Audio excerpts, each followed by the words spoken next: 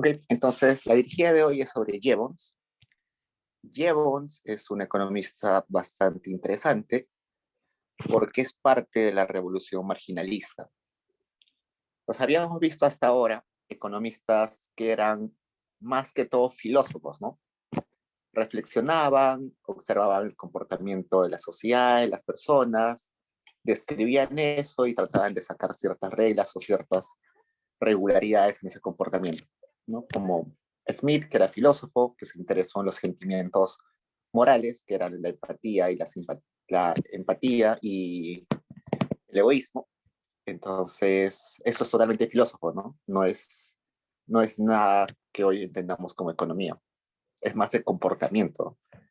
Igual de ahí Ricardo se enfocó en otro tipo de aspectos, más que todo en comercio, pero la mayoría todos son filósofos, ¿no? Son pensadores que todavía no utilizan matemáticas, que todavía no dan conceptos muy, muy claros, simplemente dan como opiniones, ¿no? ¿Qué es el valor? ¿Qué es lo que da satisfacción a las personas?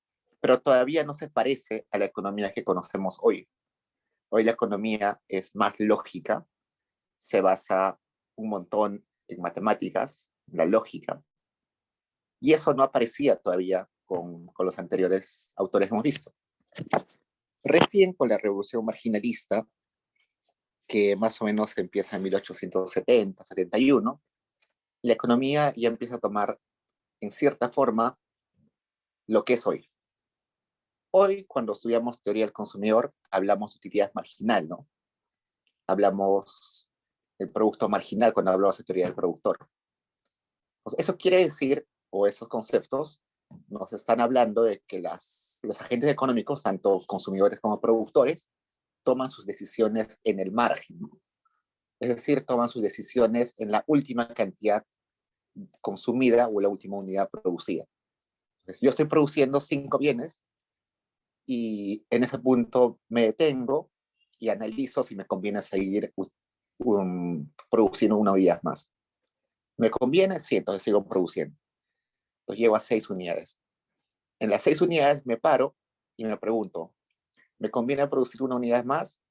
Y si me conviene, sigo. Y si no, me paro ahí, ¿no? Y ahí es mi equilibrio. Igual en el consumo. Tomamos decisiones en el margen. Por eso hablamos de la revolución marginalista. Hoy en día, toda la economía, sobre todo microeconomía, teoría del consumidor y teoría del productor, es eso. Es análisis y maximización en el margen. Entonces, hay varias personas o varios economistas que están dentro de este grupo. Por ejemplo, Marshall, Walras, eh, Mills también, si no mal recuerdo. Pues estos economistas son interesantes porque sus libros ya no solamente son descriptivos. Cuando fuimos a los libros de Marx, de Smith, de Ricardo, veíamos ecuaciones que ni siquiera eran ecuaciones, ¿no? Eran identidades. Una igualdad, que es una identidad nada más, pero no nos daban ecuaciones donde había una variable que determinaba otra, ¿no? Eso no existía, simplemente había igualdades. Y tampoco había gráficos, había muy pocos gráficos. No habían esos gráficos de precios contra cantidades, ni de utilidades, ni de curvas de indiferencia, nada de eso. No existía. Recién con Walras, Marshall, Jevons, los libros, especialmente esa parte matemática que eran ecuaciones y gráficos, las mandan a los anexos o a los pies de página. Y el texto bruto, el texto en general, seguía siendo descriptivo. Recién pasado a otros autores, que vamos a ver luego, ya se invierte eso. La parte más descriptiva ya pasa a segundo plano y la parte matemática, lógica, de gráficos y ecuaciones pasa como a ser lo principal en los libros de texto de economía. Entonces veamos un poco. Pues acá hay unas cuantas preguntas. Dice, ¿bajo qué contexto económico y social realizó su obra Jevons? Entonces dijimos que Jevons más o menos vivió entre 1835, creo que nació, y nace en 1880 y muere en 1882. Muere muy joven en realidad, menos de 50 años. Y él está dentro de esa corriente de investigadores que hablan sobre que la utilidad, esa satisfacción que las personas tienen al momento de consumir, se puede llevar a números, se puede graficar.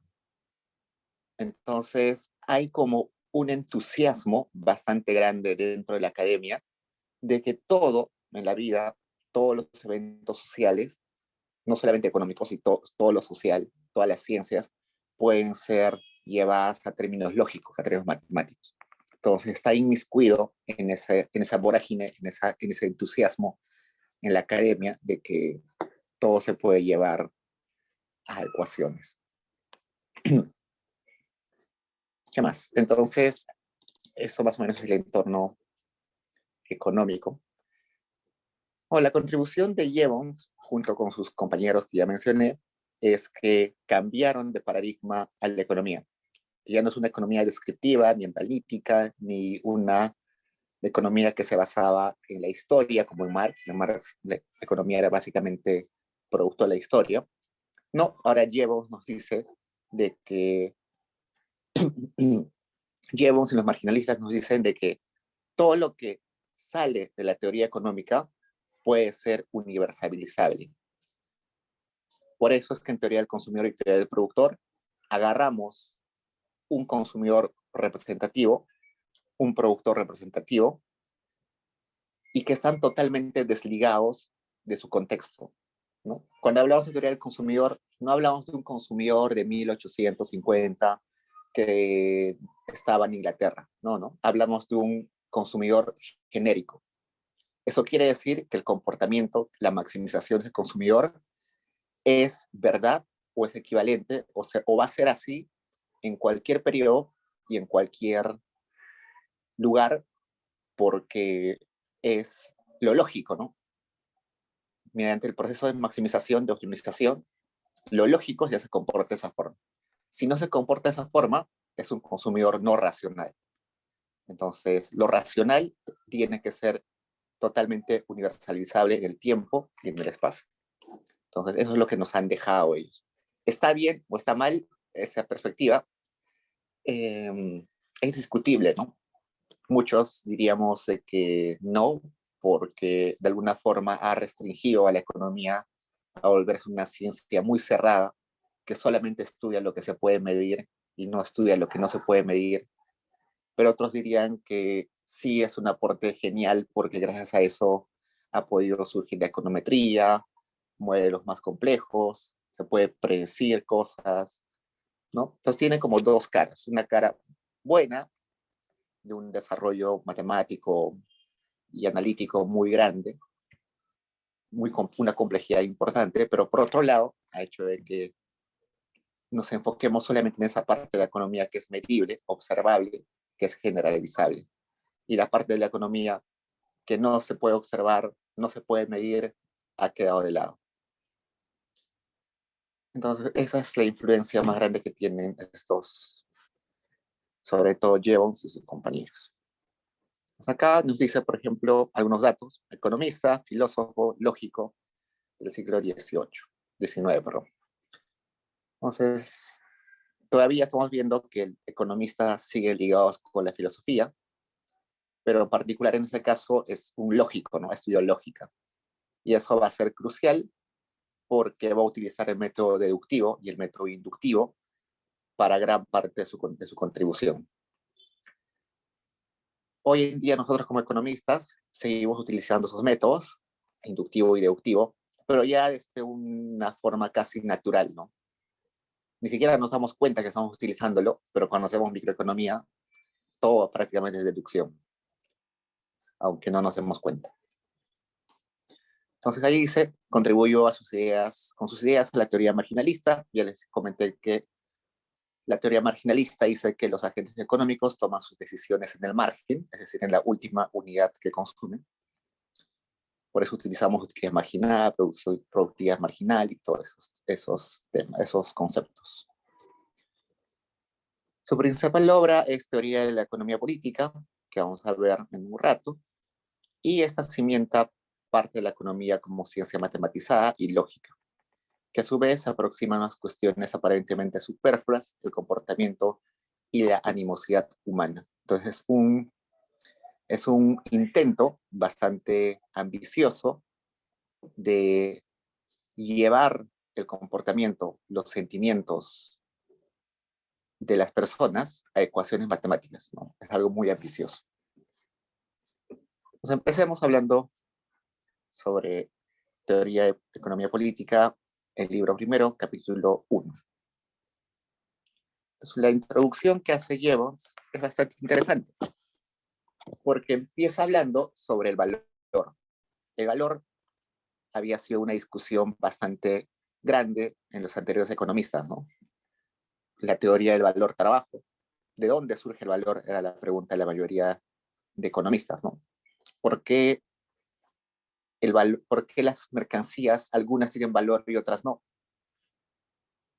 Y la mayoría había dividido el valor entre valor de uso y valor de cambio, ¿no? El valor de uso tenía que ver con cuán útil es un bien y el valor de cambio se refiere a por cuánto dinero puedo transar o intercambiar ese bien.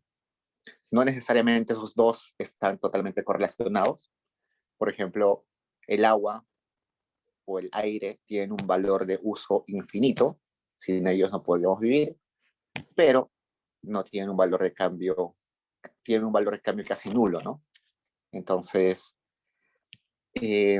no necesariamente todo lo que tiene valor de uso tiene valor de cambio. Pero los anteriores economistas habían llegado a una conclusión más o menos consensuada, ¿no? Y esa era que todos los bienes que tienen valor de cambio, en alguna medida necesariamente tienen que tener valor de uso. Entonces, no puede haber un bien que tenga valor de cambio y no tenga valor de uso, ¿no? Eso era un consenso más o menos. Y otro consenso es que parte del valor de cambio y el valor de uso tienen que ver con el trabajo, sobre todo el valor de cambio. Entonces, cuando nosotros intercambiamos algo, es porque esa cosa tiene dentro de ella alguna aplicación de trabajo, ¿no? Yo quiero vender una torta, es útil, por eso tiene valor de uso, tiene valor de cambio porque lo puedo vender al mercado, y dentro de ella incorpora alguna cantidad de trabajo. Los fisiócratas decían de que la principal o el principal componente del valor es la tierra, ¿no?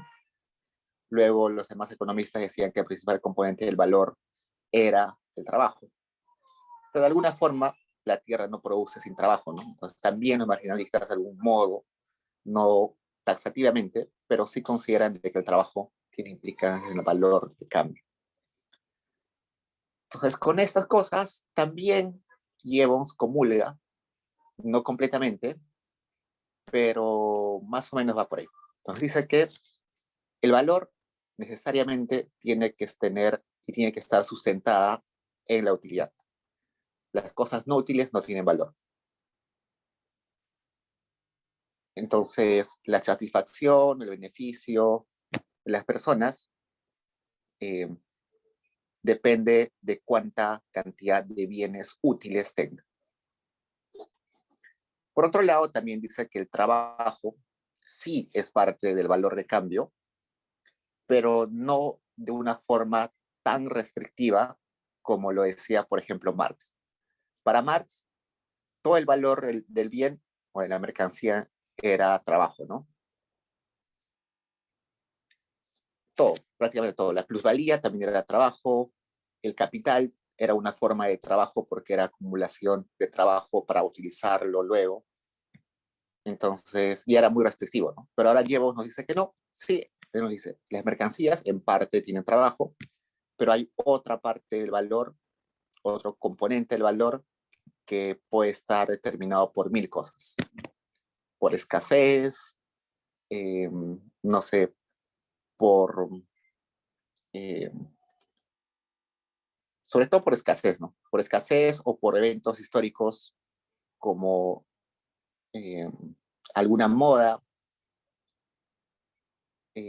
o cuestiones de ese tipo, ¿no? Que hacen que los precios suban sin necesidad de que aumentes el valor, ¿no? Por ejemplo, una obra de arte tiene un valor, no sé, de $1.000.000, pero no es que el pintor de verdad haya dedicado un montón de horas eh, a pintarlo. De un momento a otro, ese cuadro pasa a valer $2.000.000. Eso no quiere decir que el autor aplicó el doble de horas de trabajo. No, no. Sino simplemente el valor, el precio, se está determinando porque quizás se hace más famoso, ahora está de moda ese autor. No sé, hay un montón de componentes adicionales.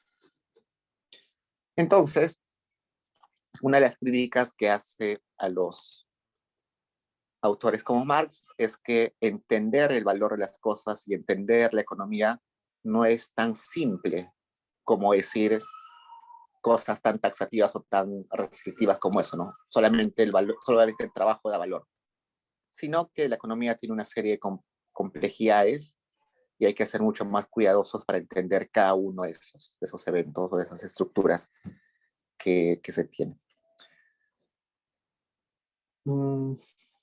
Ok, entonces,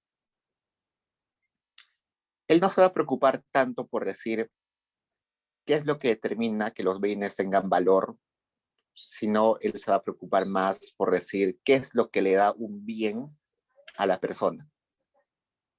¿Y qué le da a los bienes a las personas? Utilidad, ¿no? Satisfacción. Y ahí va a estar básicamente la preocupación más grande de Jevons. Hablar de la utilidad. ¿Cómo se mide? ¿Es posible medirla? ¿Cómo es que se determina? ¿De qué depende? ¿Se puede llevar su utilidad a alguna expresión matemática? Pues lo primero que él dice es que posiblemente no sea tan sencillo llevarlo a una magnitud, no es tan sencillo llevarlo a un número, pero a pesar de que no sea exacta esa medición, quizás sí podría ser útil de algún modo. Entonces acá vamos a hacer una discusión de cuán factible es medir esa utilidad. Jevons va a decir que ninguna ciencia ha tenido desde un inicio la capacidad de medir sus eventos. Ni siquiera las ciencias exactas como la física, la química, han tenido desde un inicio la capacidad de medir sus eventos, ¿no? Por ejemplo, no sé, la física.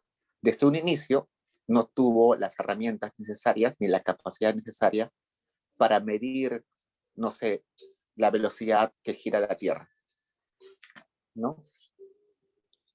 Entonces, bajo ese fundamento de que ninguna ciencia al nacer tiene toda la capacidad de medir sus fenómenos, él dice que quizás eso puede pasar por la economía, que ahorita quizás no sabemos cómo medirla, pero eso no quita que en un futuro sí se pueda descubrir alguna herramienta.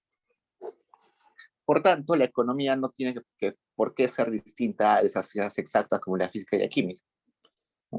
El único problema que habría que resolver con el tiempo es medir esa utilidad, que básicamente también es medir los sentimientos, ¿no? Porque la utilidad, de alguna forma, es satisfacción y la satisfacción es sentirse bien, ¿no? Entonces es medir los sentimientos. Entonces, si logramos medir esos sentimientos, según Jevons, medir esa satisfacción, la economía se volvería una ciencia cada vez más exacta.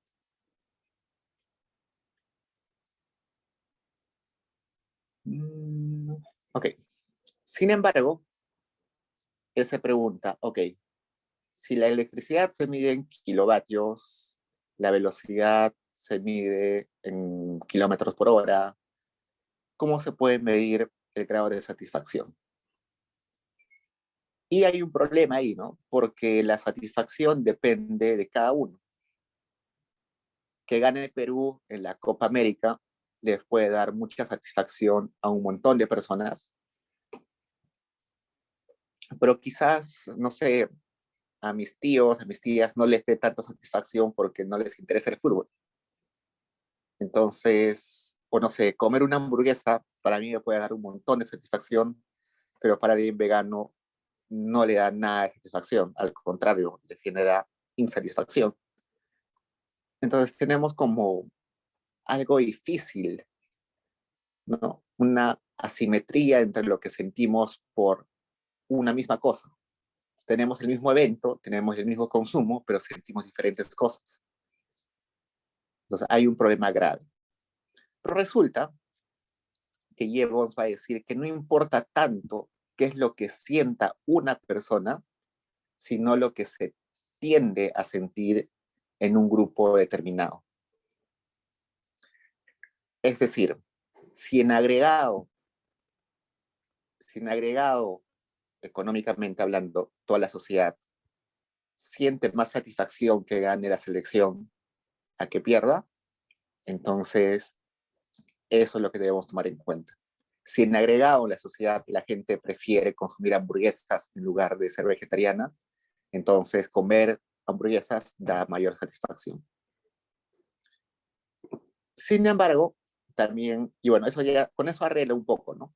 Y arregla un poco este dilema, este problema, y dice que como estamos hablando de agregado de una sociedad, no de un individuo, quizás la sociedad puede buscar uno de sus representantes como el representativo.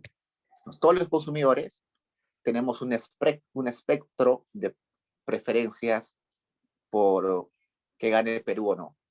A algunos les interesa cero y a algunos les interesa un montón. Entonces es un espectro, ¿no? Podemos ordenar a las personas desde la persona que le da menos satisfacción hasta la persona que le da más satisfacción y agarramos al que está al medio y ese sería nuestro agente representativo, el cual representa el comportamiento de la sociedad. Igualito las empresas. Podemos poner en orden a las empresas según cuánta utilidad o cuánta relevancia le dan a cierta acción económica y agarramos al del medio y esa es nuestra empresa representativa. Entonces con eso más o menos salta y resuelve ese problema de que existe mucha asimetría entre las personas, entre los sentimientos de las personas.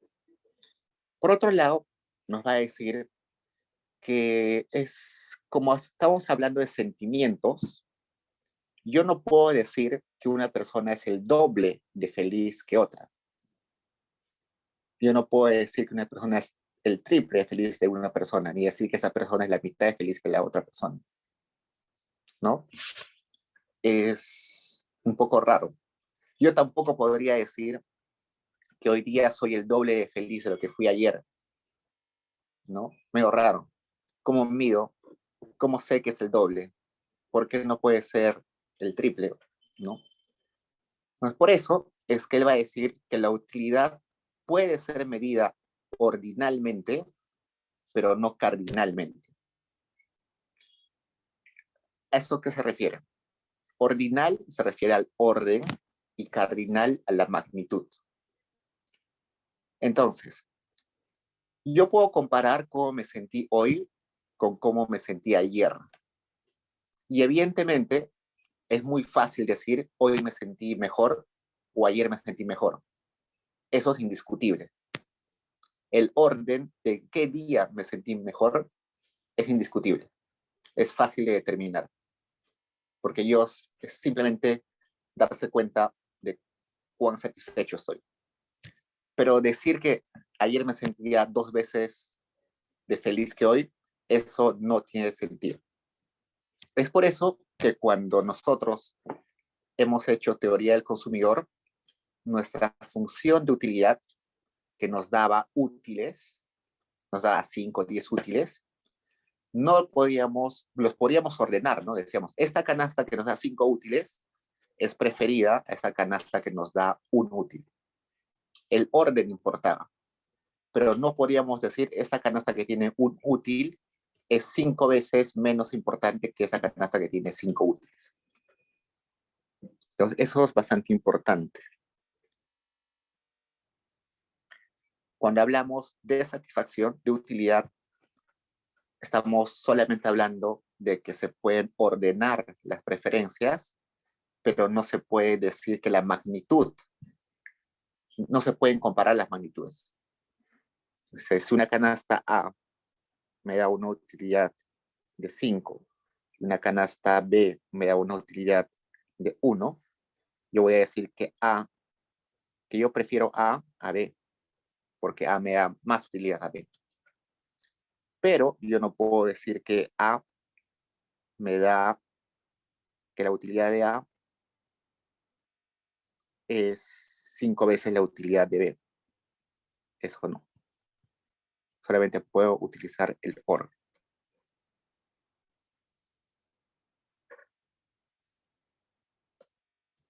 Entonces, ¿cómo entender? Ya, bueno, ya resolvimos este problema de ordinalidad y cardinalidad.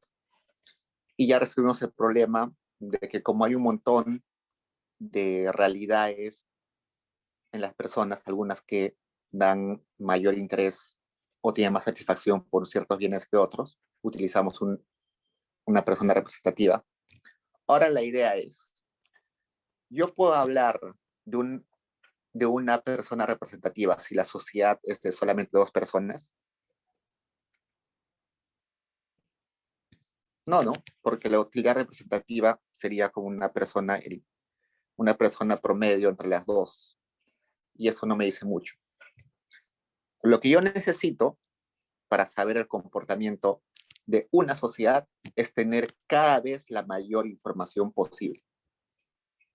Por eso que estamos hablando de registro constante de las señales de sentimientos humanos.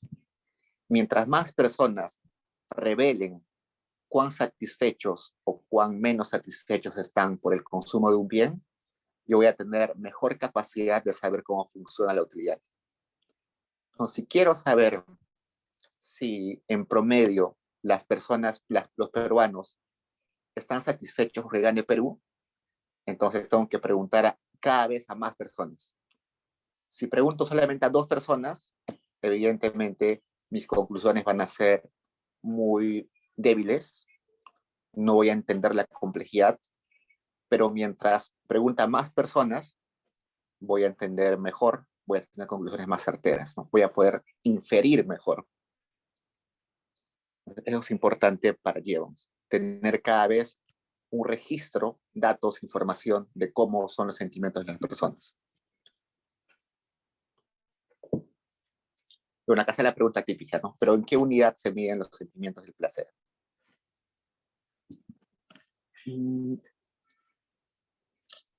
Entonces, es difícil porque, por ejemplo, cuando nosotros medimos la distancia de algo, utilizamos un metro, ¿no? Una wincha, un metro. Pero ese metro es estándar, ¿no? Está determinado por el Sistema Internacional de Unidades, algo así. Pero cuando medimos la satisfacción, cuán bien se siente una persona, no hay como un estándar para medirlo. Entonces, es difícil porque cada persona tiene su estándar. Sin embargo, eso no quita que podamos de alguna forma estudiar los sentimientos. ¿Por qué? Porque hay reglas generales que se van a cumplir sí o sí. Si bien es cierto, entre nosotros podemos discrepar en algunas cosas, hay cuestiones en las cuales vamos a estar totalmente de acuerdo. Un ejemplo de esto es lo siguiente. Si yo les pongo este ejemplo, que creo que ya lo puse un montón de veces, que la mayoría de personas, cuando estamos en un día caluroso, consumimos un helado, ¿no? Y cada vez que yo elijo que yo sigo consumiendo más helados, va a llegar un momento en el cual me voy a sentir mal porque es demasiado. Y ese helado que me daba utilidad, ahora me está dando desutilidad. En lugar de satisfacer mi necesidad, me está ocasionando un dolor de estómago. Entonces, eso, por ejemplo, es algo universal. Le pasa a todos. No puede haber una persona que pueda consumir la cantidad de helados infinitas sin llegar a un nivel de a un nivel donde su utilidad pasa a ser disutilidad. Entonces, eso es algo, por ejemplo, que sí se puede generalizar.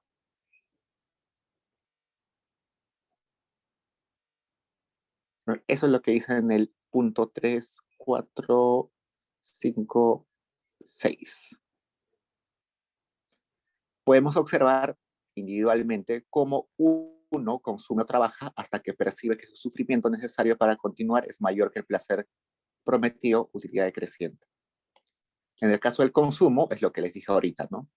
Uno consume hasta que siente que su utilidad pasa a ser desutilidad.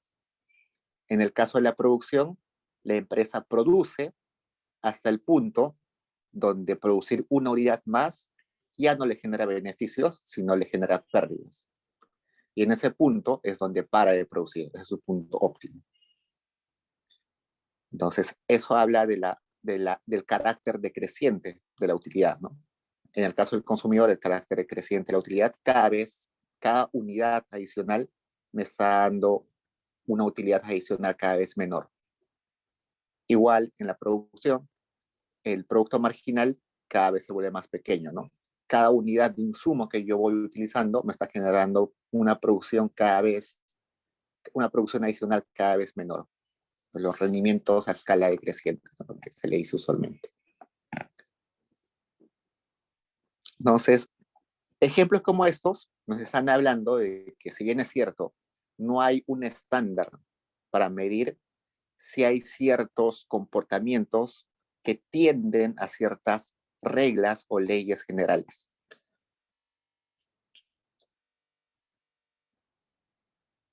Entonces, en el último ítem nos dice, si sube el precio del azúcar, quizás no todos consuman menos. Hay personas que tienen un estándar distinto. Quizás si sube el precio van a seguir consumiendo igual de azúcar. Pero en general, como sociedad, vamos a consumir menos de azúcar y vamos a consumir más de otro bien. Lo vamos a reemplazar, no sé, con stevia o con miel. Entonces, eso innegablemente, en agregado, vamos a tener un comportamiento general. En agregado, vamos a ver que se va a disminuir la cantidad demandada de azúcar.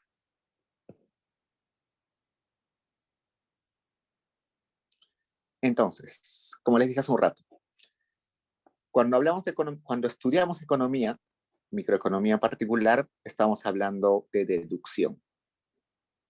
En ese caso, de deducción a la inversa, que es lo mismo que hablar de inducción. Inducción y deducción son cuestiones inversas, ¿no? Entonces podemos hablar de deducción inversa como sinónimo de inducción, que es el método que planteaba Mills. Y la inducción, como si recordamos un poco de lógica, es aquella estrategia lógica donde a partir de algunas premisas logramos a una conclusión general, ¿no? Nos dan unas 5 premisas y según esas 5 premisas nosotros llegamos a una conclusión que es verdad para todos los casos. Igual en la economía hacemos algo parecido. Si recordamos, teníamos en sus primeros cursos, en sus primeras clases de microeconomía, introducción a la micro, a ustedes les dan una lista de supuestos, ¿no? Los supuestos o los axiomas de las preferencias. Las preferencias de las personas tienen que ser completas, tienen que ser convexas al origen, tienen que ser transitivas,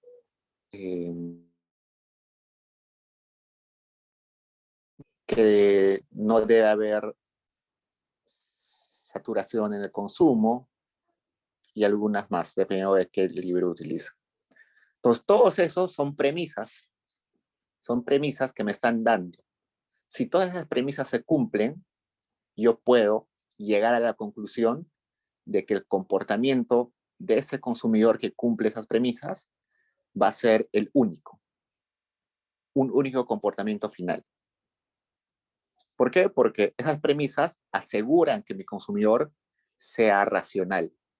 Y como es totalmente racional, solamente tiene una forma de maximizar su utilidad.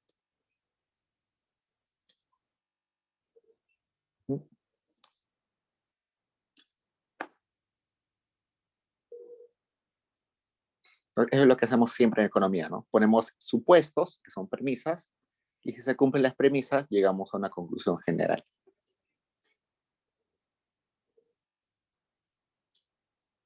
También podemos hablar de algunas cuestiones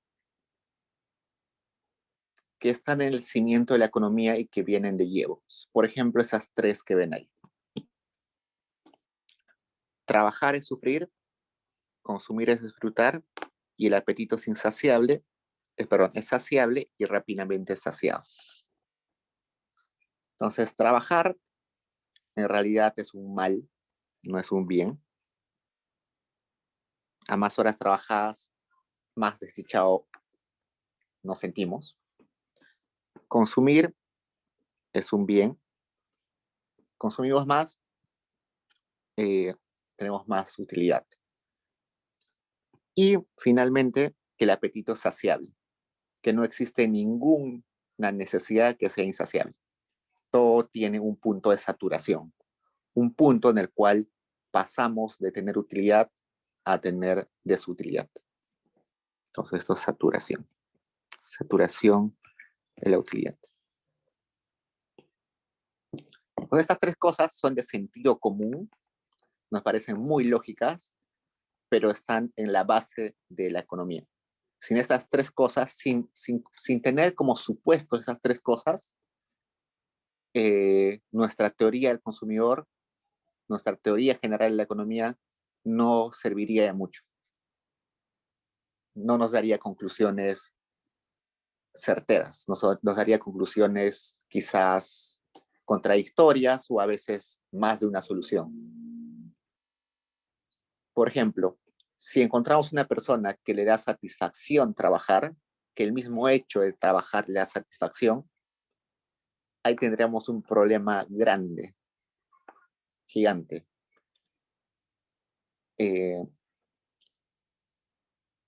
Por lo siguiente, porque esa persona podría reemplazar consumo, o sea, podría tener trabajo como sustituto de, del consumo. Usualmente nosotros decimos que el ocio es el sustituto del consumo, pero acá sería como que el trabajo es sustituto del consumo, lo cual traería una solución donde la persona solamente trabajaría o solamente consumiría, lo cual no tiene mucho sentido, ¿no? Entonces, aunque parezca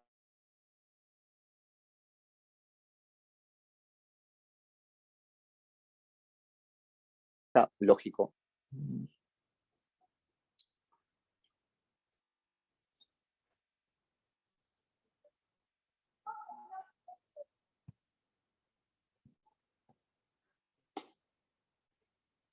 ok. Otra cuestión importante para Jevons es la repetición de los fenómenos económicos, de las decisiones económicas en general. Entonces, cuando las personas toman decisiones, desde antes de tomar la decisión, ya están previendo cuál va a ser el resultado posible. Y eso solamente se vuelve eficiente si la persona ya ha experimentado eso y ya sabe cómo va a ser el resultado, ¿no? Entonces, no sé, yo voy a consumir, yo voy a decidir consumir calamares solamente si tengo certeza de que no me van a hacer daño, ¿no? Nadie consume algo que sabe que le va a hacer mal simplemente por, ¿no? O sea, no tiene sentido. Todos decidimos hacer alguna cosa porque sabemos que nos va a dar satisfacción. Entonces, la decisión ya toma desde antes un posible resultado. Pero para conocer ese posible resultado, tenemos que tener como experiencia, ¿no? Por eso acá ponemos la capacidad de verificación que se pone o que se origina porque nosotros hemos vivido esa experiencia un montón de veces. Esto es lo que los griegos dirían el justo, la prudencia, ¿no? Eh, por ejemplo, este es un ejemplo que les va a sonar eh, feo, pero usualmente cuando la mayoría son jóvenes eh, y prueban alcohol por primera vez, todos se exceden, ¿no? Se van hasta el extremo de que quedan en coma etílico un día entero, no sé. Entonces, eso es porque no han tenido la experiencia previa de ver cuánta satisfacción les daba consumir cierta cantidad de alcohol. Pero la experiencia, pasar esa experiencia y quizás otras experiencias similares durante su juventud o adolescencia, hace que ustedes mismos racionalmente se den cuenta que tienen un límite de satisfacción en el consumo de alcohol. Entonces ya saben, por ejemplo, que desde las 5 botellas, no sé, ya no les conviene seguir consumiendo porque van a sentirse mal. Entonces, a esa conclusión de que son 5 botellas las que son eficientes o óptimas para ustedes, han llegado a esa conclusión solamente gracias a la experiencia anterior, porque lo han verificado con anterioridad. A eso se refiere esto. Es como teoría de juegos, ¿no? Un juego repetitivo lleva siempre a un resultado óptimo.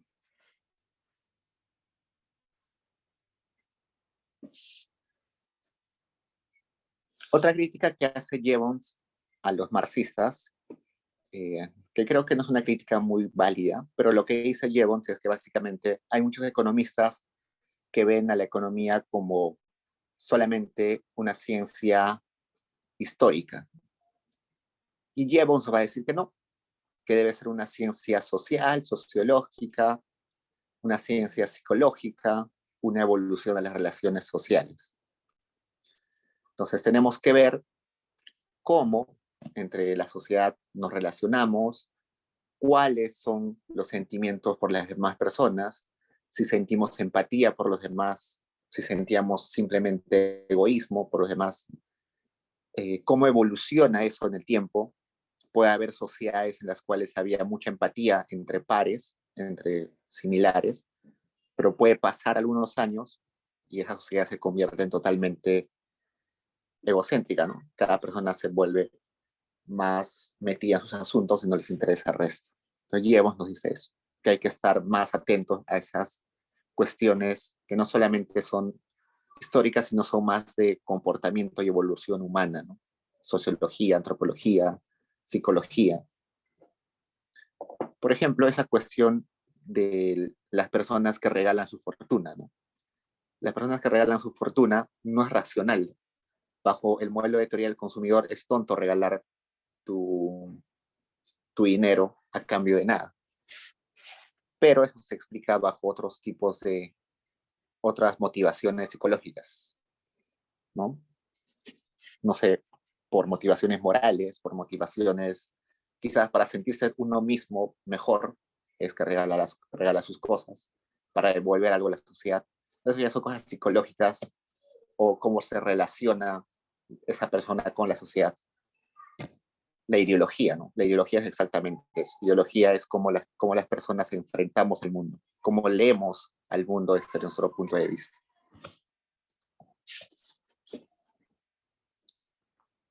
Ok.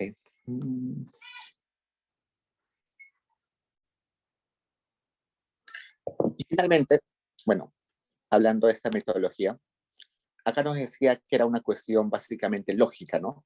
Todo es lógica, porque nos dice, es obvio que el trabajo es un mal, es obvio que el consumo es un bien, es obvio que hay saturación del consumo, es obvio que las personas, según su experiencia, van a buscar un punto óptimo. Nos dice todo eso. Sin embargo, todo eso es obvio para las personas como tal. Para mí es obvio. Pero si yo quiero eso comprobarlo con información, con datos, debo utilizar las estadísticas. Entonces, si quiero que toda esta cuestión que parecía obvia ahora se vuelva comprobable matemáticamente, tengo que recurrir a las herramientas de la estadística, levantar información, preguntar. Entonces, eso es uno de los cosas importantes porque Jevons y sus coterráneos, sus contemporáneos, son los primeros que hablan que hay que levantar información. Cuán importante es tener el registro de cuánto consuman las personas, de cuánto cambian su consumo ante cambios de precios, de cuánto prefieren ciertos bienes a otros. Ellos son los que empiezan con esto.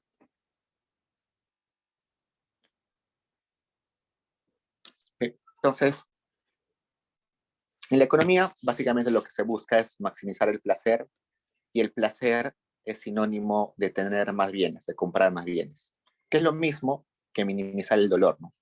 Es lo opuesto. Entonces, a esto, que es simplemente que tu utilidad deriva de la cantidad de bienes que tienes, se llama utilitarismo. El utilitarismo nos dice que la felicidad de los humanos es el fin.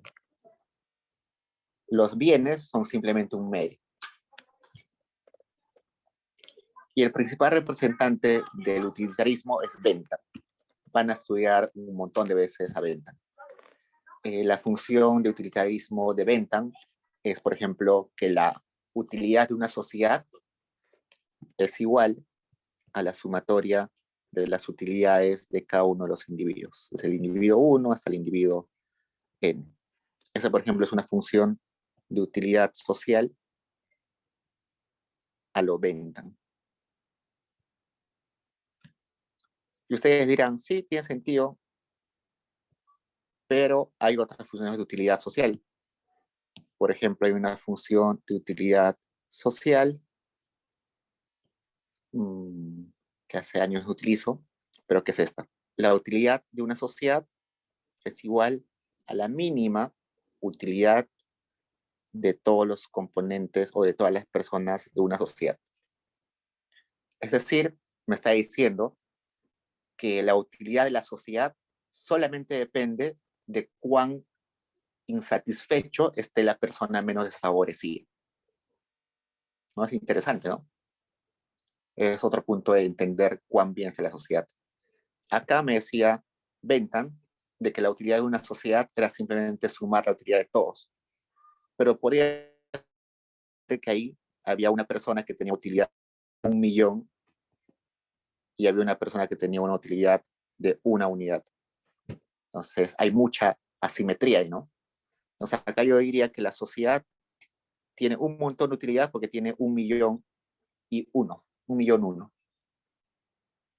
Pero si acá, en esta función de utilidad, que es el mínimo, yo diría que la sociedad no tiene mucha utilidad, porque ¿cuál es el mínimo entre 1.000.000 y 1? 1 nomás, ¿no? Entonces, estas dos funciones de utilidad nos están dando conclusiones distintas. Según esta, la utilidad de la sociedad es muy pequeña. Según la otra, la utilidad de la sociedad es muy alta. Sin embargo, Jevons va a utilizar simplemente la de Bentham, que es la más intuitiva para ese momento. Esto de las nuevas funciones de utilidad ya son un poco más modernas. Y que bueno, esos nacen ya por el problema de la desigualdad. Cuando empieza a ver la desigualdad, ya nos damos cuenta de que sumar utilidades no es lo más eficiente eh, para juzgar cuán bien está una sociedad. ¿Ok? Entonces, si bien es cierto, es la suma de utilidades de cada persona genera la utilidad de la sociedad. Dentro de ese montón de personas hay un montón de intereses, ¿no? Hay personas que van a preferir más gastar en bienes para su familia, hay personas que van a recibir más utilidad simplemente sirviendo a la patria. Esos son ejemplos que pone Jevons, ¿no? Por ejemplo, un soldado que le da un montón de utilidad, eh, esto de servir a su patria y gloria. Hay otra persona que le da más utilidad comprando cosas para su sangre, para sus hijos. Hay otra persona que le da más utilidad a la acumulación de capital. No son ejemplos que pone Jevons.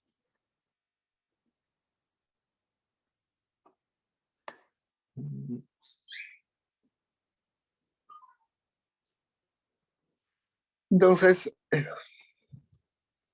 si bien es cierto, hay un montón de tipos de personas, el común denominador detrás de ellos es que todos, cualquiera de esos tres y cualquiera individuo con diferentes características, en el fondo lo que tiene que hacer es trabajar para acceder a esos bienes, ¿no? Entonces, el común denominador es que cualquier persona tiene que trabajar, acumular capital para gastar y así cumplir sus necesidades o satisfacer sus necesidades, ¿no? Entonces, las personas pueden ser muy distintas, pero en el fondo su objetivo es el mismo. Y el medio para hacerlo es el mismo, trabajar, generar ingresos. Pues acá está la teoría del placer y el dolor, que hoy básicamente lo conocemos como la teoría del consumidor, ¿no?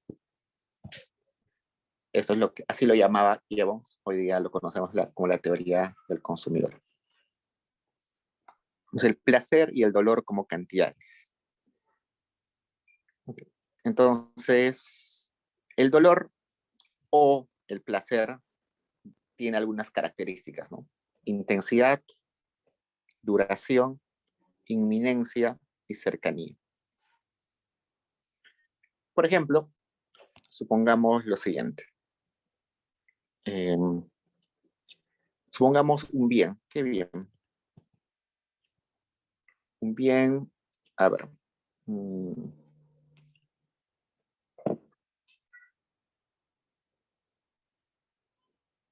Sigamos con el audio. De la satisfacción que me trae consumir helados depende de cuán intenso sea mi consumo de esos bienes. También depende de cuánto dure esa actividad de consumir bienes, ¿no? También depende de la inminencia, es decir, si hay incertidumbre o no. Seguro ustedes recuerdan de niños que se ponían muy felices cuando de un momento a otro sus papás les ofrecían un helado, ¿no? Porque siempre estaba esa incertidumbre cuando salían a la calle, ¿me comprará, no me comprará un helado? Entonces están como que en esa expectativa, si habrá o no habrá helado. Entonces cuando les dan la sorpresa de que sí va a haber helado, es como que tienen mucha felicidad, ¿no? Entonces, esa incertidumbre de alguna forma también determina cuán satisfactorio es el consumo de un bien.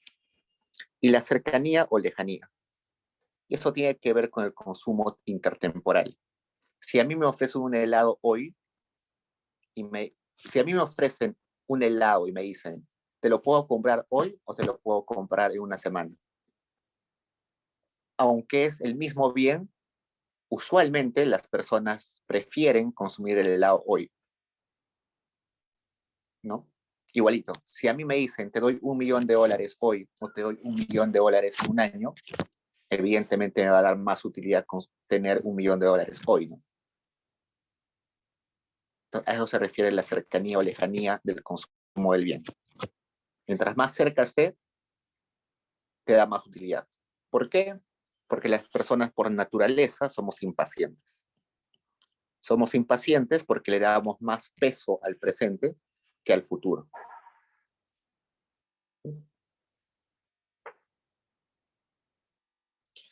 En la inminencia, por ejemplo, poniendo un ejemplo así un poco drástico, eh, no sé, ustedes han visto esto de que en Navidad cuando llevan regalos a los niños pobres, hay mucha felicidad en los niños, ¿no? Les regalas un juguete muy barato, muy sencillo, pero la felicidad que está en sus rostros es gigante. Le puedes regalar el mismo juguete a un niño que está acostumbrado a tener juguetes, a un niño que tiene dinero y está acostumbrado a tener juguetes, y no le da la misma satisfacción, ¿no? Eso tiene que ver con la incertidumbre. Para el niño que tiene dinero, es casi seguro que iba a tener un juguete en Navidad, ¿no? No había, no tenía la duda, sí o sí iba a tener un juguete. Pero para el niño que es pobre, eh, no sabía si iba a tener la oportunidad de tener un juguete en Navidad. Entonces, esa incertidumbre es como que el mismo bien te da diferentes niveles de utilidad.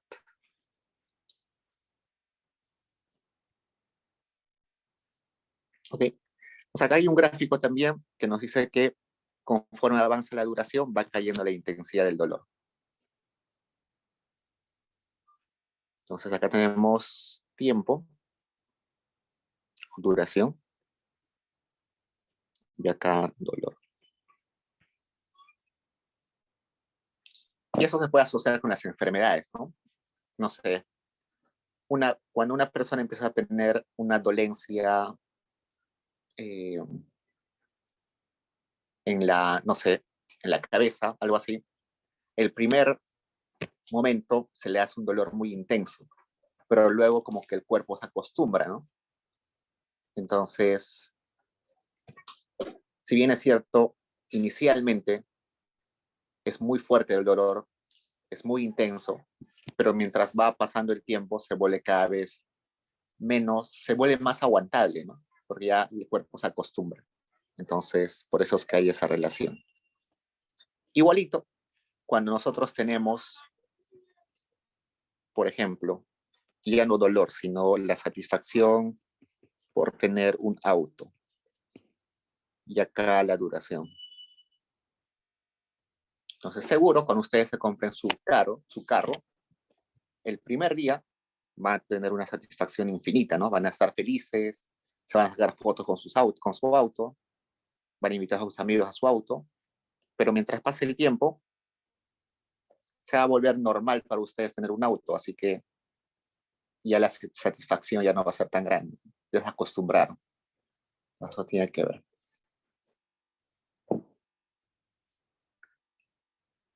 Bueno, el dolor se define como el negativo del placer, esto es lo mismo del anterior.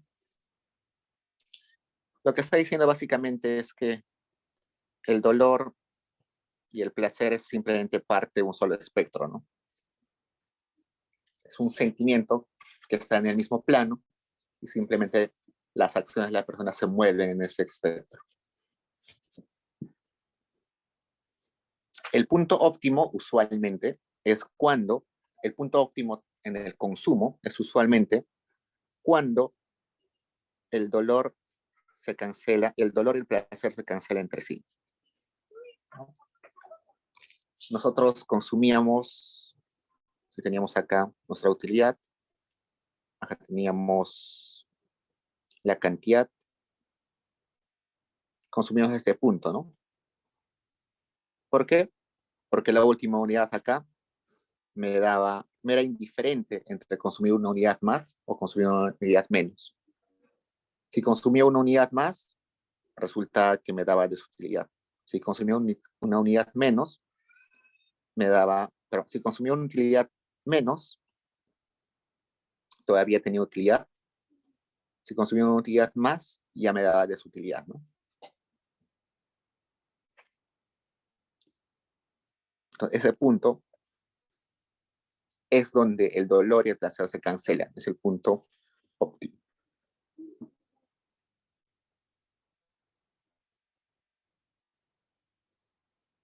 Bueno, acá hablamos de sentimientos anticipados. Ya dijimos esto de que las personas anticipan qué es lo que van a recibir en satisfacción o en dolor antes de decidir alguna acción.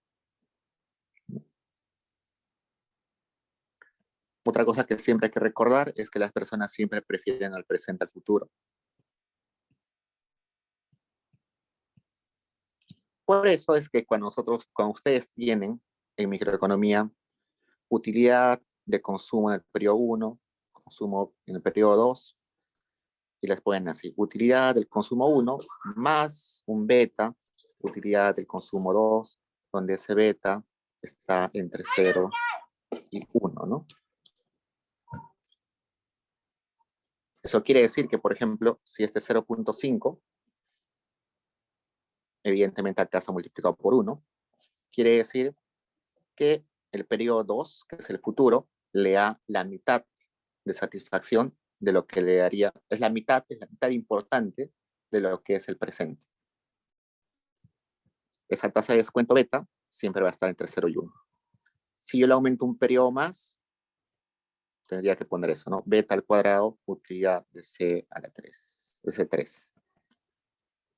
Y así.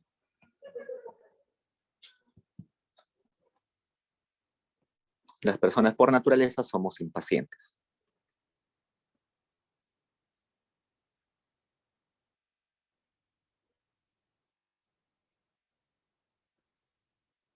Ya hemos hablado de esto. Esto es una diapositiva que está repetida, no sé por qué se repitió. Pasemos al capítulo 3, la teoría de la utilidad. Ya bueno, ya hemos visto que la economía, sobre todo la microeconomía, tiene como utilidad máxima la felicidad y el placer, minimizando el dolor y sufrimiento. Entonces, lo que se trata es simplemente cubrir o satisfacer todas nuestras necesidades de tal forma de que realicemos el menor esfuerzo posible, ¿no? Entonces, dos cosas. Aumentamos nuestro consumo, pero siempre tratamos de gastar lo menos posible. Eso tiene que ver con la dualidad en el proceso de maximización en micro, ¿no? Por un lado estoy maximizando mi utilidad, que es lo sujeto a unos ingresos dados, que es lo mismo a decir minimizar mi gasto, sujeto a una utilidad fija, ¿no? Entonces, estamos en esa doble cara de un mismo problema. Aumentar la felicidad o el placer, pero reduciendo el esfuerzo o el gasto que hace posible esa utilidad.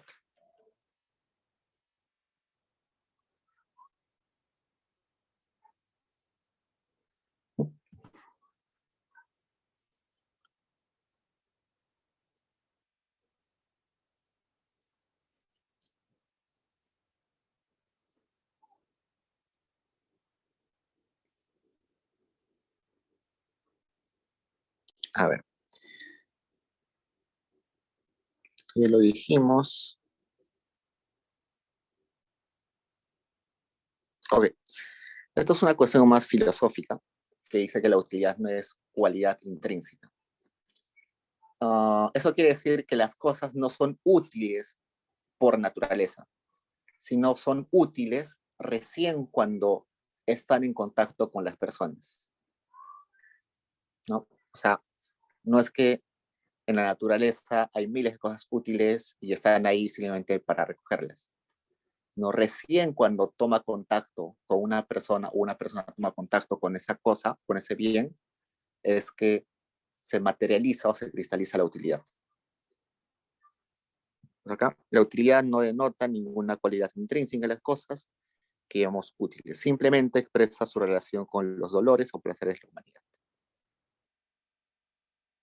Entonces, eso nos lleva a decir que la utilidad no es proporcional a la mercancía. Entonces, si yo tengo el doble de mercancías, no quiere decir que tengo el doble de utilidad, ¿no? Eso también tiene que ver con los rendimientos marginales decrecientes. Yo puedo tener 1.000.000 de vasos de agua, pero evidentemente solamente voy a disfrutar unos cuantos al día, ¿no? Los demás simplemente no me da utilidad.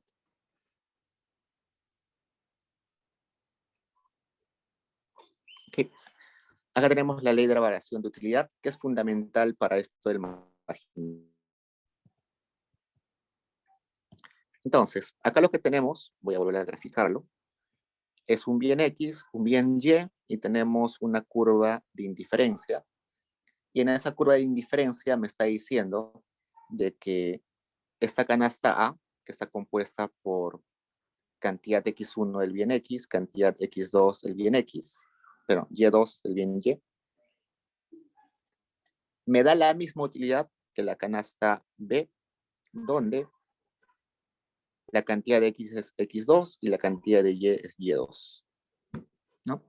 Todos los puntos que están sobre esa curva de indiferencia me están representando canastas, que son combinaciones de bienes X y Y, que me dan una misma utilidad. Hoy borramos un ratito eso.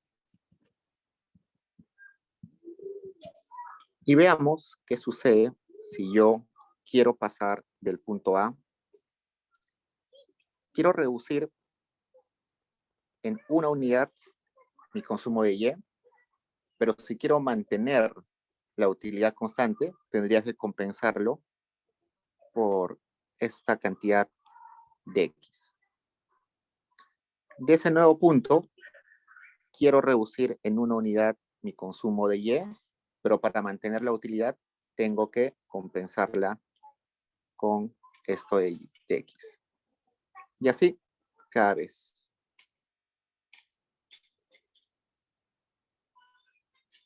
Hay algo interesante, que mientras voy pasando, este es punto A, punto B, punto C, punto D, punto E. Por ejemplo, si yo quería pasar del punto A al punto B, la compensación que debería dar en términos de X por una caída en Y era chiquita, ¿no? Pero si ahora quiero pasar del punto D al punto E, para compensar una misma caída de Y, ahora tengo que compensarla con X en una mayor cantidad. Y eso es exactamente lo que me está diciendo en estos enunciados. Al quitar una proporción de una mercancía, te afectará en algo. De quitarle una segunda, te quitará o te afectará más. Y así sucesivamente, cada unidad menos es aún más significativa que la anterior. Entonces, del punto A al punto B, yo le quité una unidad de Y y me afectó en este rojito que puse ahí. Para pasar de D a E, le quité Y en una unidad, pero lo que me afectó fue un montón. Y lo mismo pasa a la inversa, ¿no? Entonces, eso habla de la tasa marginal de sustitución. Si bien es cierto, Jevons no habla de la tasa marginal de sustitución como concepto, pero ya lo tenía como sobreentendido dentro de su explicación. Entonces, recordemos que era la tasa marginal de sustitución. Era simplemente la utilidad marginal de X entre la utilidad marginal de Y, que era igual a la derivada de la utilidad respecto a X, entre la derivada de la utilidad respecto a Y. Si simplificamos eso sería simplemente diferencial de Y entre diferencial de X, ¿no? ¿Cuánto cambia Y cuando X cambia 1? Todo eso por signo menos, ¿no? Sabemos que es signo menos. Es la información que nos está dando. ¿Cuánto tenemos que sacrificar de un bien para compensar la caída en una unidad del otro?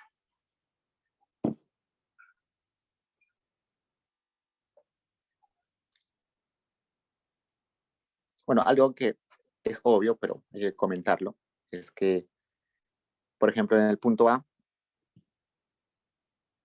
consumir esta cantidad A,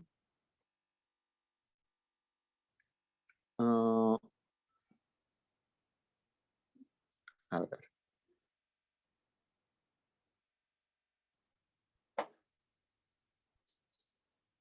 no, mejor dejémoslo ahí. No es necesario esto. Ok. Nosotros vimos que esa tasa marginal de sustitución, en microeconomía vimos que podría ser variable, ¿no? Eso es usualmente el caso típico. Y es variable porque en general los bienes son sustitutos imperfectos, ¿no?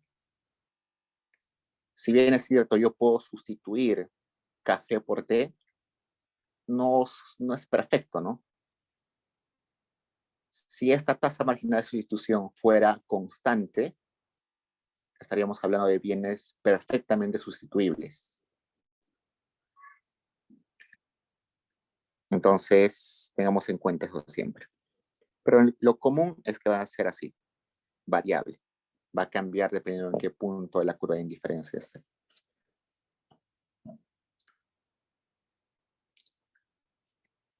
Ok, ¿qué me dice? La utilidad total es una función de la cantidad. La utilidad está en función de la cantidad del bien X. Y representa un área, mientras que el grado de utilidad es una línea. Un rectángulo vertical infinitivamente delgado, difícil de indicar matemáticamente. A ver. Si yo tengo esto, tengo acá la utilidad, acá tengo el X. La utilidad usualmente tiene esta forma. Está diciendo eso, ¿no? Que X1, si yo consumo la cantidad de X1, mi utilidad va a ser esta, ¿no? Esa distancia, que es esa línea, representa mi utilidad.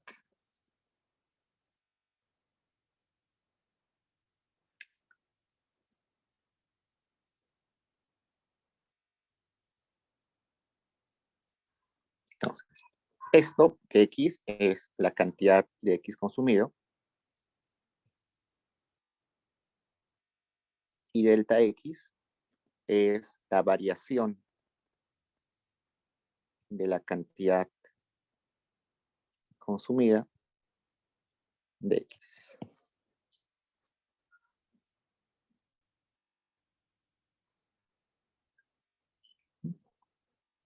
Si yo divido esto, delta X entre X, ¿qué sería? Eso se recuerda algo así, ¿no? X en un periodo anterior, pero en un periodo nuevo, menos X en un periodo anterior, entre X1. Eso es como una variación porcentual, ¿no? Esto es delta X, ¿no? Entonces todo esto es como si fuera la variación porcentual en mi consumo de X. Simplemente para que recuerden un poco.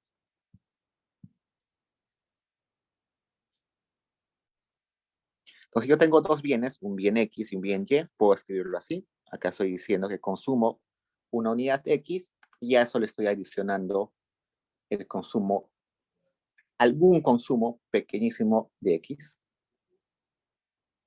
Acá tengo un bien U y voy a aumentar el consumo de esa unidad U. Entonces, cuando yo divido esto, diferencial o variación de U entre variación de X,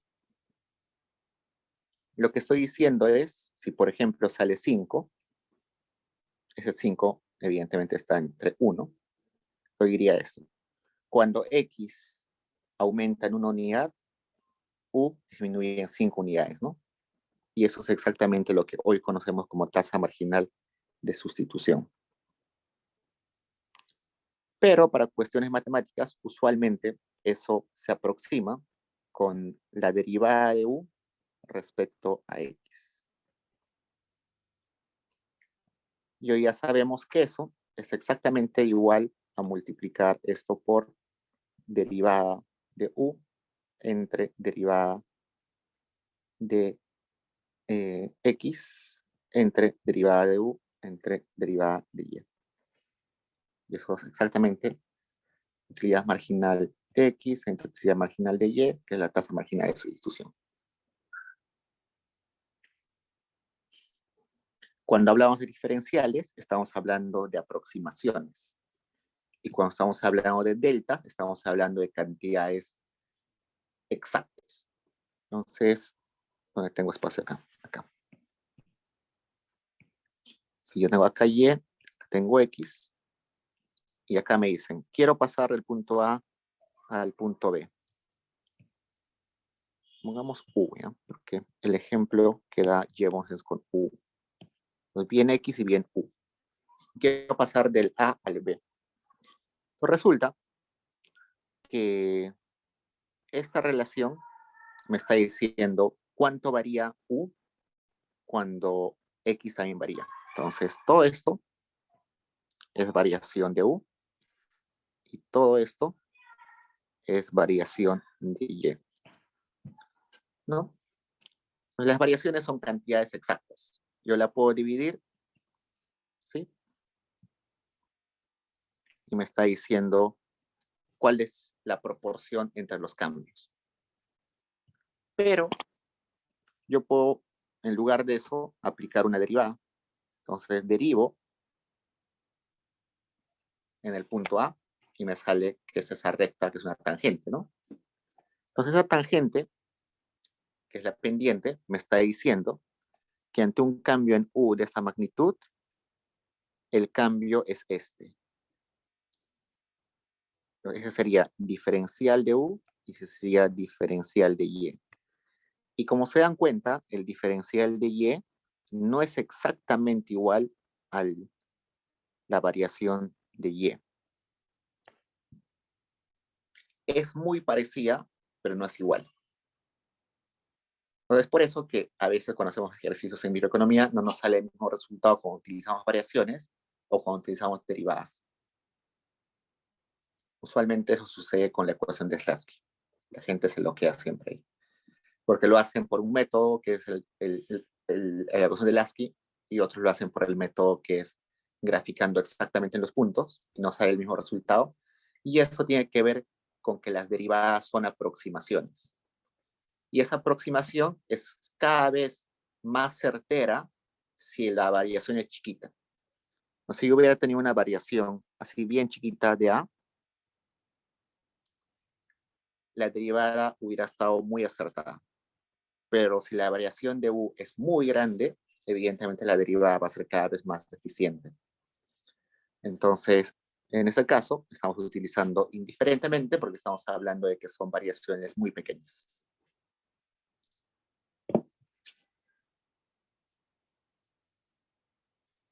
Ok.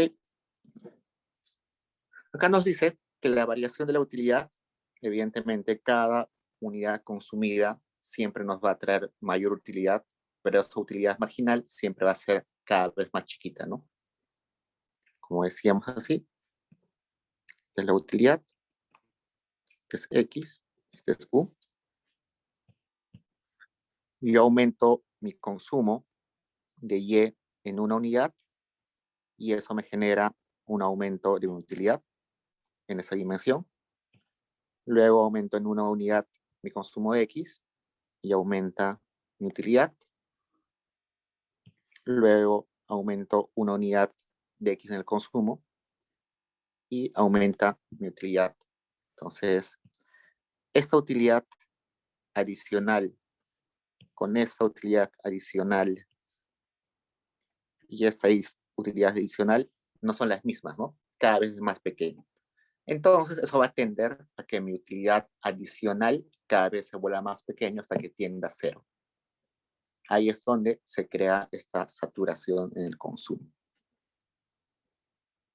No, la desutilidad es simplemente lo que generan los males.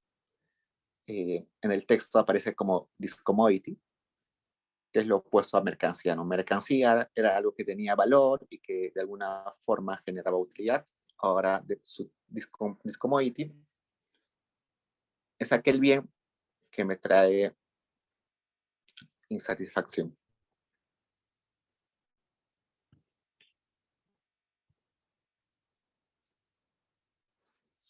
Ok, entonces si yo tengo dos mercancías que puedo consumir y resulta que estoy en el dilema entre consumir una o consumir otra, tengo que tomar en cuenta esa tasa marginal de sustitución. Lo que vemos en microeconomía usualmente pone esto: utilidad marginal de X entre utilidad marginal de Y. Un segundo.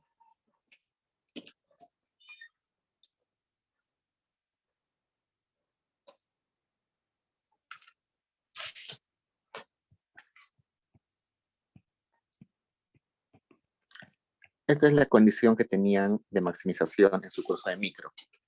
Y lo que les decía era lo siguiente: un sol utilizado en consumir X debía dar la misma utilidad adicional que ese un sol gastado en una unidad adicional del bien Y. ¿Qué pasaba si había un signo mayor? Me decía que un sol gastado en el bien X me da mayor utilidad adicional que un sol gastado en el bien Y. Entonces, si el consumidor es racional, ¿qué iría? Entonces, si ese un sol me está dando más utilidad en el bien X que en el bien Y, entonces yo voy a consumir más X, ¿no? Y lo opuesto, si la utilidad marginal de X es menor a la utilidad marginal de X, de Y, perdón, entre peso de Y, me está diciendo que un sol gastado en el bien Y me da mayor utilidad adicional que un sol gastado en el bien X. Evidentemente, ese un sol lo voy a gastar en el bien Y, ¿no? Entonces, por eso es que no es un equilibrio cuando estamos en esas dos situaciones, porque la persona aún tiene espacio para mejorar su utilidad, para consumir más. La única parte en la cual uno puede ser totalmente, uno puede estar en equilibrio es que se cumpla esa igualdad.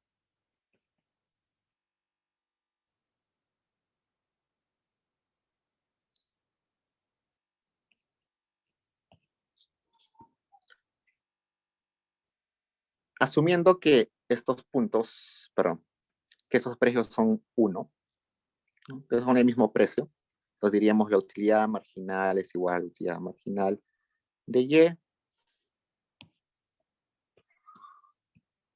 Sabemos que utilidad marginal de X o de U, si quieren ponerlo como U, es derivada de U respecto al bien U.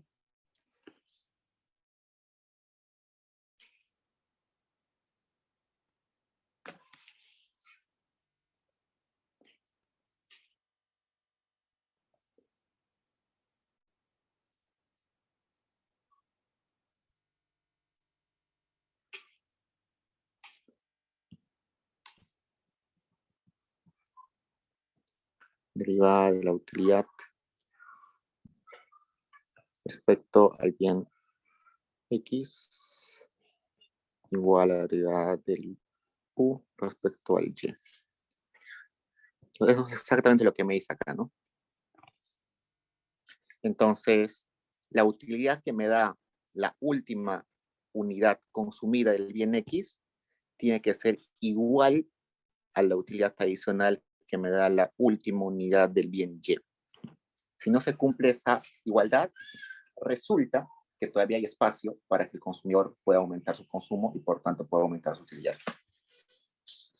Entonces, si se dan cuenta, lo que nos está hablando Jevons son cosas que ya hemos visto en micro, pero simplemente lo está explicando de una forma más rudimentaria, ¿no? Hoy en día ya ha progresado tanto la matemática, la economía, la lógica, que ya tenemos expresiones más sofisticadas, pero Jevons todavía la está explicando de una forma un poco más rudimentaria, ¿no? Sin mucha sofisticación. A ver, Jevons brevemente hace tres demarcaciones conceptuales para la utilidad. Conjetura la existencia de tres tipos. Hay utilidad actual, utilidad prospectiva y utilidad potencial. La actual es una fuente de utilidad para alguien en este momento. La utilidad que tienes ahorita por estar estudiando esta carrera. La utilidad prospectiva no es de utilidad ahora, pero será una fuente de utilidad en el futuro. Entonces, la utilidad de la educación que están acumulando ahora no es una utilidad que estén recibiendo ahora, pero sí seguro se va a volver útil en el futuro. Y la utilidad potencial no es de utilidad ahora, pero manos de alguien más podría generar utilidad. Entonces yo puedo tener en mi casa un álbum del Mundial de 1900, no sé qué año había un Mundial, 1980. Para mí no me genera mucha utilidad porque no soy fanático del fútbol. Entonces en mi casa no está generando nada de utilidad, ¿no? Pero potencialmente, si ese bien pasa a manos de alguien que es fanático del fútbol y especial de los mundiales, va a generar un montón de utilidad para esa persona. Esas son las tres diferentes utilidades que menciona Jones. ¿Okay? Entonces, ¿cómo se consume? Finalmente nos va a decir cómo se consume en el tiempo. Hay una teoría que se dice que el consumo es suave en el tiempo. Eso no lo dice Jevons, pero es muy parecido a lo que dice Jevons. En macroeconomía se ha llegado a la conclusión de que el consumo es suave en el tiempo. Eso quiere decir que las personas no varían su consumo cuando hay efectos en sus vidas o en la sociedad. Por ejemplo, si yo ahorita consumo una cantidad de bienes y el siguiente mes me quedo desempleado, es de esperar de que siga consumiendo lo mismo, ¿no? Si hoy en día almuerzo un plato de comida y mañana me triplican el sueldo, voy a seguir consumiendo un plato de comida, no voy a triplicar mi consumo. ¿No? Entonces, por eso se dice que el consumo es suave en el tiempo. El consumo está relacionado más a tradiciones, a hábitos, a costumbres. Entonces, las personas, a pesar de que tengan más ingresos, de que se queden sin trabajo, de que haya un boom, un auge, van a seguir consumiendo lo mismo. Entonces, eso tiene que ver básicamente por los ciclos. Como se espera que en la economía suceda esto, haya ciclos, ¿sí? Auges, recesiones. Entonces, los consumidores más o menos en su mente proyectan cuál va a ser el promedio de ese crecimiento. Entonces, en épocas de auges van a ahorrar y en épocas de recesiones van a gastar ese ahorro que tenían. Entonces, por eso es que su consumo es más o menos constante. Si consumen por debajo de sus ingresos, están ahorrando para cuando no tengan dinero. Y cuando se quedan desempleados, siguen consumiendo lo que consumían antes porque están utilizando sus ahorros. Eso más o menos es lo que ya dice Jevons acá. Nos dice que por norma general el consumo se consume de tal forma de que la mercancía se divide en formas más o menos proporcionales en el tiempo. Nos dice B1 es igual a B2, igual a B3, igual a B4, hasta Bn. Es decir, en N periodos más o menos se consume lo mismo, de modo de que se acceda a la misma utilidad. Eso tiene que ver con ese consumo constante, ¿no? Todos los periodos está consumiendo básicamente lo mismo. En segunda instancia, resultaría prudente ajustar esto a la probabilidad que tenemos de necesitar de dicha mercancía cada día, concluyendo que mientras menos probable, menor mercancía será asignada. Entonces, puede ser, no sé, que por alguna razón yo tengo una cantidad de bienes en mi casa, ¿no? Entonces, a la semana compro una cantidad determinada de bienes, pero tengo la probabilidad de que cada mes lleguen mis padres y traigan un montón de comida adicional. Llegue mi hermano de visita y traiga un montón de comida adicional, ¿no? O también hay la probabilidad de que venga una visita y se quede unos meses. Entonces, lo que tenía para consumir ya no va a alcanzar. Entonces, esa probabilidad de que mis bienes sean lo suficientemente eh, suficientes para esos casos, se está poniendo ahí. Entonces puede haber una probabilidad en la cual no tenga lo necesario porque tengo una visita, pero también puede haber una probabilidad de que tenga excedente porque mi hermano vino de visita, ¿no? Entonces, a esto se refiere.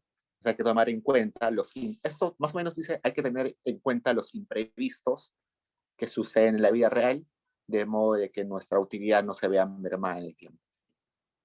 Finalmente, resulta prudente incluir el rol de la cercanía del evento de consumo, puesto que esta tiene también un efecto en la utilidad, siendo Q la relación fraccional entre la satisfacción emergente del consumo inmediato con la del consumo futuro. Arribamos finalmente a la siguiente ecuación. Entonces, como les dije, las personas por naturaleza somos impacientes. Entonces, si yo tengo mi refrigeradora 5 pollos a la brasa para los 5 días de lunes a viernes, lo racional para mí sería consumir un pollo cada día. Pero, como soy impaciente, porque todos los humanos somos impacientes, de seguro el primer día me voy a comer pollo y medio o 2 pollos, ¿no? Entonces, ese es un problema. Y por eso es que ahí está ajustando con esa variable Q1 que me está diciendo cuánta satisfacción me da o está ajustando ese problema de impaciencia en las personas. Entonces, las personas tenemos más utilidad si el consumo es inmediato y tenemos menos utilidad si postergamos ese consumo. Como se dan cuenta, chicos, Jevons no es muy complejo. Jevons ya habla de cosas que hemos estudiado en microeconomía, en nuestra zona de la micro, y en micro 1. Así que simplemente tienen que darse cuenta de lo que está diciendo Jevons y relacionarlo con lo que ya vieron en sus otros cursos. ¿Preguntas, chicos?